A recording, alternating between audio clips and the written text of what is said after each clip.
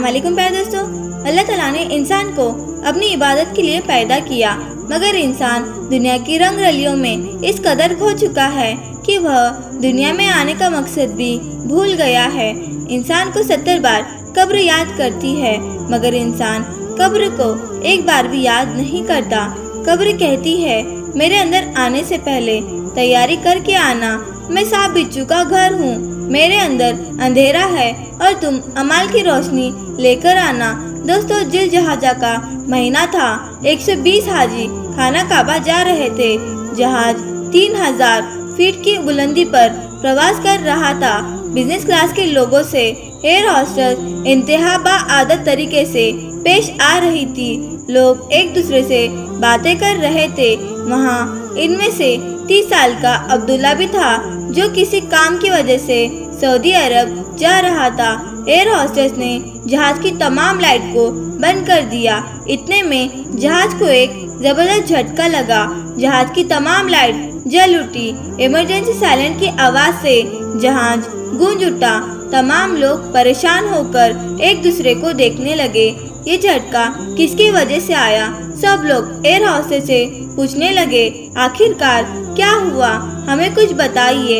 Air hostess कहने लगी, मैं कैप्टन से राब्ते में हूँ, वह बताएंगे जहाज के साथ क्या हुआ। जहाज के पायलट ने यह ऐलान कर दिया कि जहाज का एक इंजन फेल हो चुका है, जबकि दूसरे में भी खराबी थी। हमारे अंदाज के मुताबिक 10 मिनट के बाद जहाज क्रैश होकर जाएगा। तमाम लोग से गुजारिश है कि वो अपने अपने लिए दुआ कर लीजिए। ये सुनता मुसाफिर की सांसें ऊपर की ऊपर और नीचे के नीचे रह गई। तमाम के तमाम मुसाफिर मदहोश हो गए। हर कोई अपनी अपनी मौत की अकबंदी करने लगा। बिजनेस क्लास के लोग चीख चीख कर कहने लगे, तुम लोग किस तरह की बकवास कर रहे हो? तुम लोग हमें नहीं जानते, हम कौन है? एयर होस्टेस घबराते हुए कहा, सर, चीखने चिल्लाने से कुछ नहीं होगा। थोड़ी देर बाद हम मैयतों में बदल जाएंगे। आप लोगों के लिए सिर्फ एक ही काम कर सकती हूँ, मैं भी आप लोगों की तरह एक मेहमान हूँ। इसके बाद एयर होस्टेस अंदर दाखिल हुई और एक छोटा सा काला डब्बा लेकर आई। तमाम मुसाफिर उस डब्बे को बड़े गौर से देखने लगे और एयर होस्टेस ने कहा, इस डब्बे को ब्लैक बॉक्स कहा जाता है।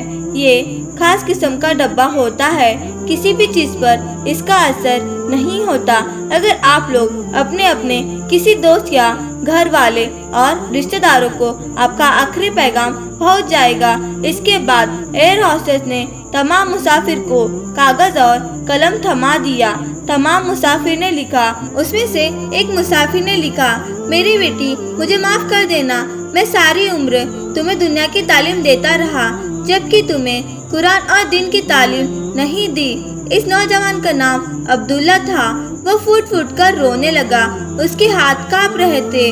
उसने अपने आंसुओं को साफ किया, फिर लिखने लगा, ए मेरे प्यारे रब, तू सारे जहां का मालिक है। मैं इस वक्त सिर्फ आपको खत लिखना चाहता हूँ। हमारी मौत का वक्त बहुत ही करीब है। या अल्लाह, इस दुनिया का रस्म रिवाज है, जब कोई छोटा किसी बड़े के पास जाता है तो वो उसके लिए तोहफा या कोई नजराना लेकर जाता है। या अल्लाह, आप बेनियाज है, आप सारी दुनिया को रिस्क देते हैं, आपको किसी भी तोहफे की जरूरत नहीं है, मगर मैं आपका बंदा होने के वजह से कुछ तो जरूर पेश करूँगा। अगर मैं अपनी जिंदगी के 30 साल गौर पर करता हूँ तो मुझे कोई भी ऐसी चीज नजर नहीं आती जो मैं आपको पेश करूँ। या अल्लाह, सारी जिंदगी तेरी नाफरमानी में गुजार दी। मेरे दिल में यह ख्याल हमेशा आता है, तूने जिंदगी भर हमें रिस्क अता किया, माँ के पेट में भी देखभाल की, जो नेमत सारी उम्र अता की उसका अदा कर। तमाम बातें मेरे ज़हन में आती है, मगर मैं शैतान के बहकावे में आकर फिर तुझसे गाफिल हो जाता हूँ। मेरे रब, मेरी नमाज, रोज़ा, हज, कोई भी चीज़ इस काबिल नहीं है कि मैं तेरे सामने पेश करूं। मैं सारी जिंदगी लापरवाही में गुजार दी। मैंने अपनी जिंदगी में 30 साल सोता रहा, जब जागा तो मौत का वक्त करीब है। जिंदगी के 18 साल पढ़ने में गुजार दिए, जबकि 8 साल रोजे रोटी के लिए एक जगह से दूसरी जगह जाता रहा। कभी किसी की गीबत करता रहा, कभी दुनिया में मफाद के लिए झूठ बोलता रहा। मैं आगे बढ़ने के चक्कर में पीछे की तमाम जिंदगी को भुला गया। कभी ना सोचा कि तेरे साथ क्या ताल्लुक बना।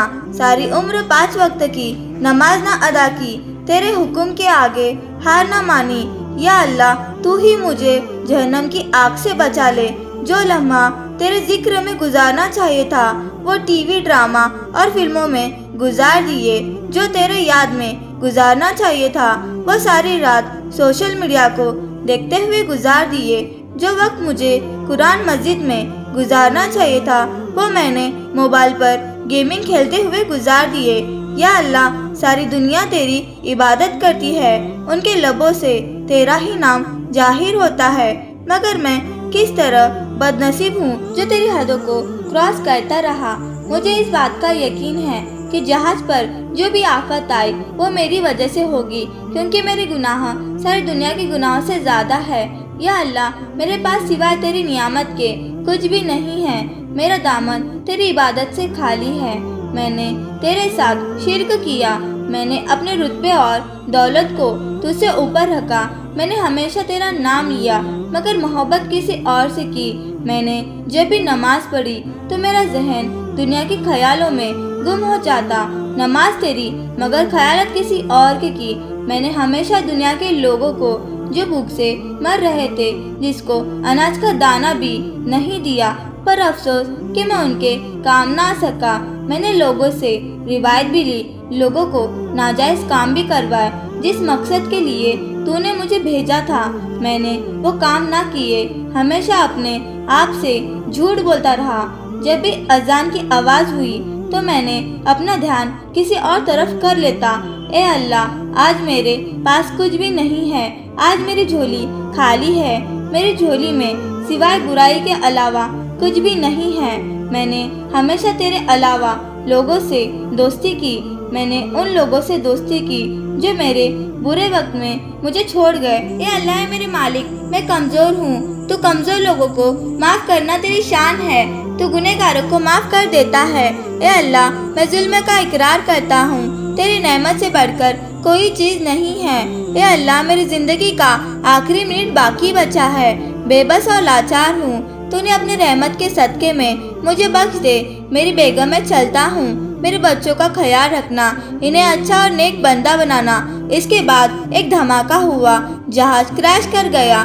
जहाज क्रैश होने की वजह से कोई भी नहीं बचा। दोस्तों, मैं और आप आखिरी खत लिखने से पहले अल्लाह ताला से माफ़ी मांग ले।